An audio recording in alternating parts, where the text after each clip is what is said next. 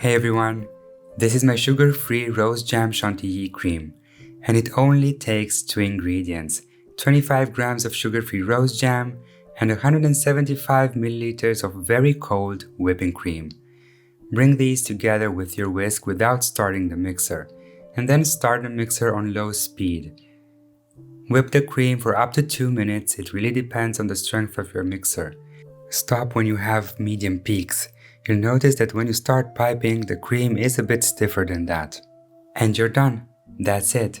Thanks for watching. Don't forget to subscribe, like, and let me know in the comments below what you'd like to see next. Until next time, Dessertophiles.